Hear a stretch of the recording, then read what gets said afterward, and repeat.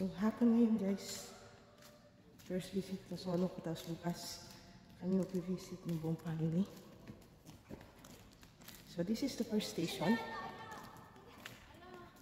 Jesus is condemned to death. Ayan.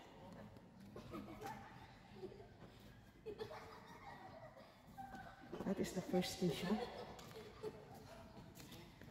And this is Calvary Hills, located as... Ayan.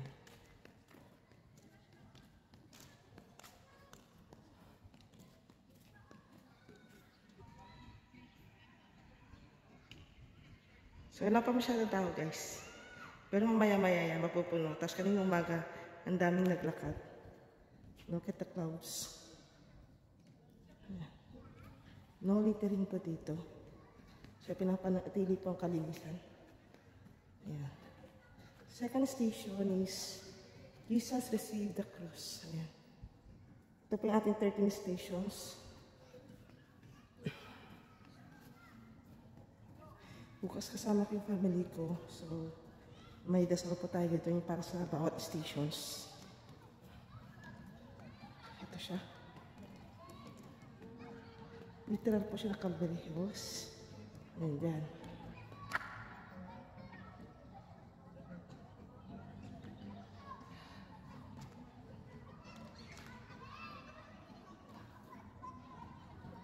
Ayan, libutin natin muna itong Calvary Hills guys. Kasi naman po yung sky. Kita niyo yung sky.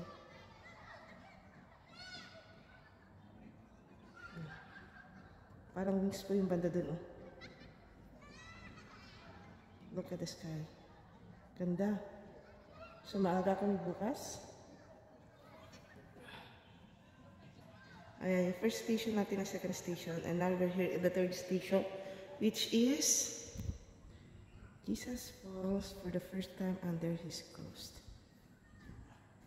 Yung unang bagsak ni Lord. Ayan. Ayan siya guys.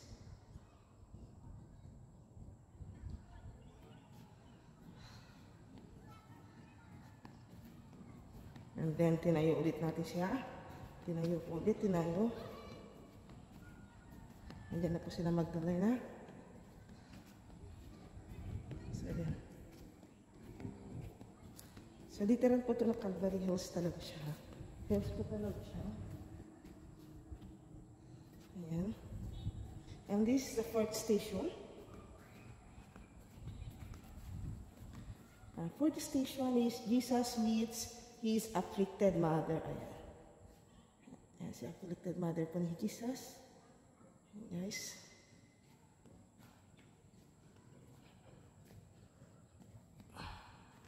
Ayan po siya.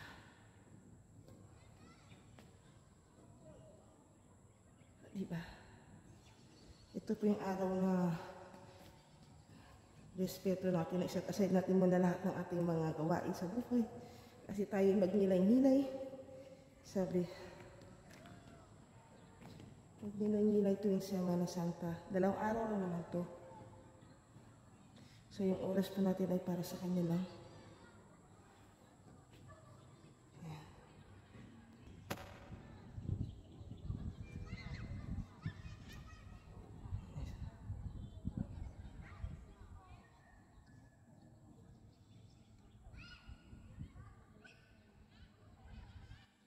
So our fifth station guys is Simon of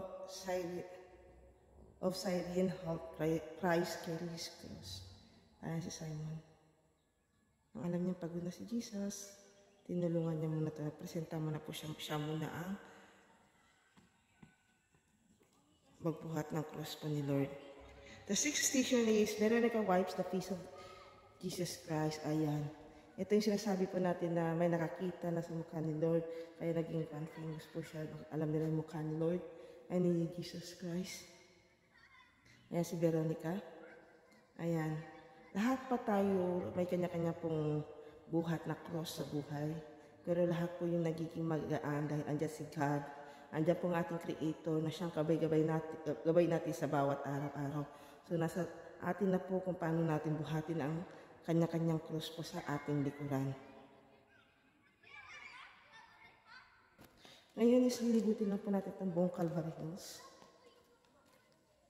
So, dati guys, itong side na to, punong-puno po yun ng halaman. I don't know what happened. Kasi hindi sila nagpapapasok dito sa likod tuwing mass. May mga bantay po.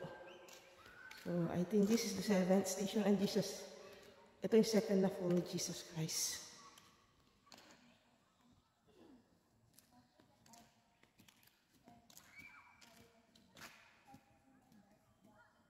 Seven station guys is Jesus falls the second time.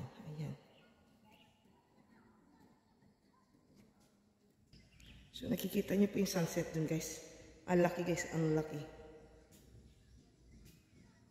Hope makikita pa natin yung pag nandun na tayo sa taas. So ito yung sa ating 7th station guys. Jesus falls for the second time. Ayan si Lord. Andiyan si Jesus guys. Kung napapanood lang po natin yung nangyari sa kanya ng movie, grabe, may iyak ka po sa ginawa nila sa kanya. The 8th station, Jesus speaks to the woman of Jerusalem. Ito siya. Ito na po yung lumuhod si Isa.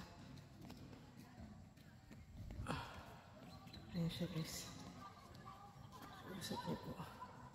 Actually, 4 sila.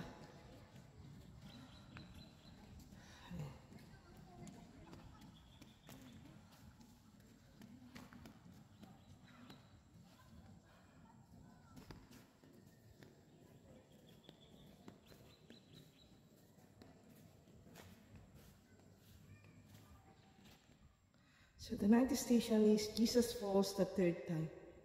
Ayan o. Grabe. Ayan yung mga nagpahirap po sa kanya guys. Yan. Yan. Diba?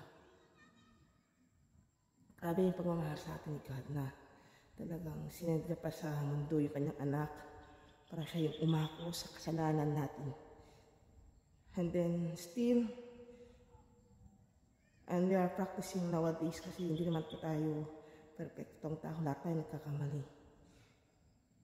The reality now is nabubuhay, nabubulag ng material na bagay ang nakakarami sa atin. They are living sa material na world na naisiset aside na nila yung dapat na sinasapuso, sinasabuhay nila. Yun ay yung salita ng Diyos. So, dyan po tayo galing. Doon tayo nag-umpisa. Sinundan lang po natin yung pagkasunod-sunod po ng bawat stations. The 10th station says, Jesus is stripped of his garment. Ito na yung tinanggalin talagang damit niya. Pinahiga na yung kanyang krus. And then, andyan yung magpapako sa kanya. Ibang sakit. Ang sakit-sakit. Yung siya yung pinakahuli sa ating lahat, pero siya yung umako lahat sa kasalanan natin. This is how God loves His created people. Diba? Hindi gagawa ang Diyos ng ikasasama ng bawat isa sa atin. Kasi God is lovable. God is loving. God is almighty. Hindi niya tayo pababayaan.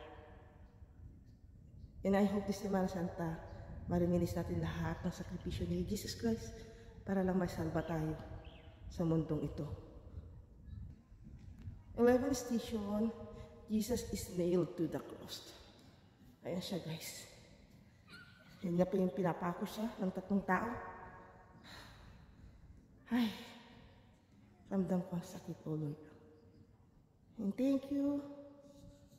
Dahil po sa inyo, inako po lahat ang aming kasalanan.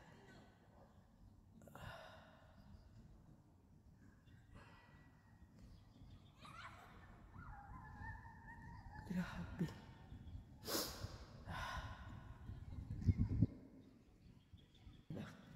Ang sakit, diba? Maginimot tayo na nga lang, masugatan tayo kahit konti man lang. Imagine niyan. Tapos kay Jesus Christ is talagang pinako yung paa at kamay niya magkabilaan. Tapos patatayuin pa siya sa krus. Papatayo pa yung krus. Imagine yung bigat. Pero lahat, diba, tiniis niya. So, dapat ganun tayo.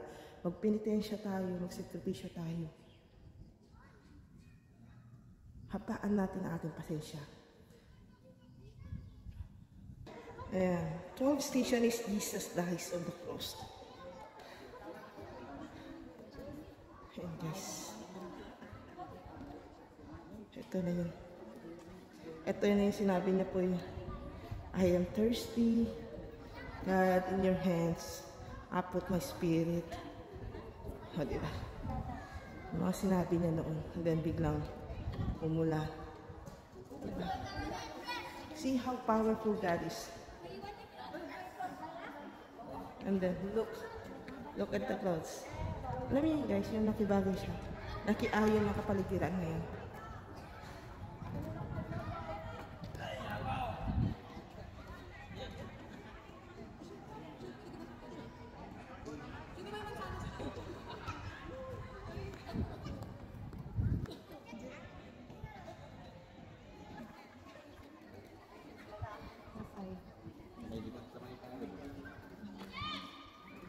Please represent the cup.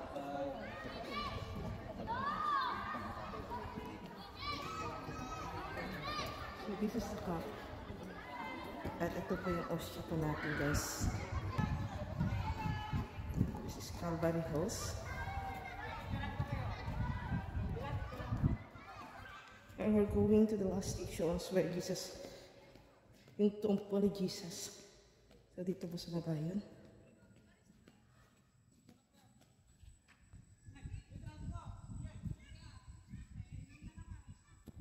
So, dito yun sa baba, guys. Ito po yung tomb ni Jesus Christ. So, dito. Ito yung tomb. Masabi nga, di ba? 14th station, Jesus is in the sepulchre. Ayan.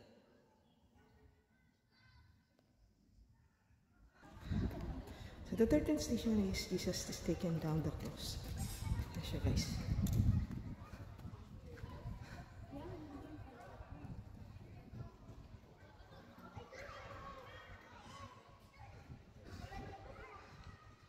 And then, the 14th station is yung pinuntahan natin sa baba kanina, guys.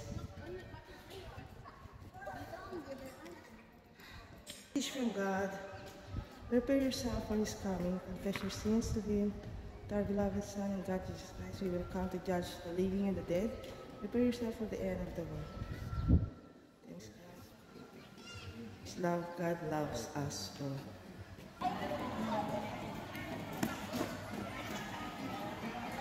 God is risen.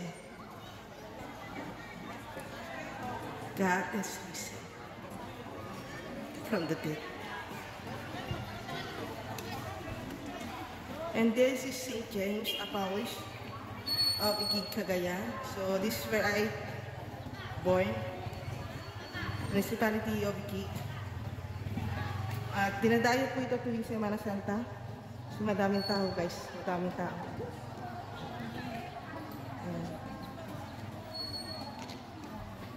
So nakaugalian namin na bawal kang kumain unless hindi mo natapos ikutin yung mga stations. So we were going inside the church.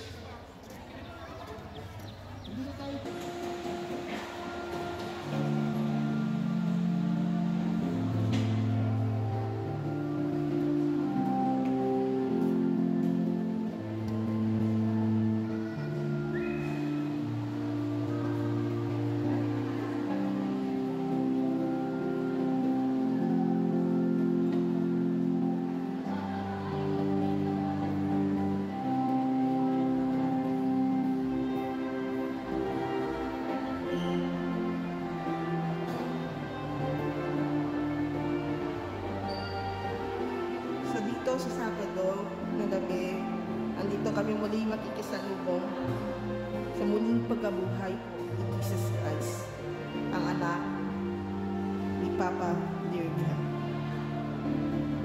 So dear God, we are grateful and thankful to always pray you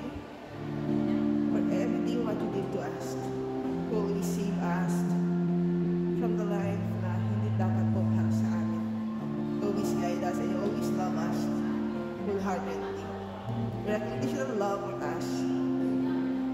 Sobra. Sobra. So, thank you for watching. I will end this video for today. And thank you for watching and supporting you guys. Don't forget to like, subscribe. Channel FW Adventure.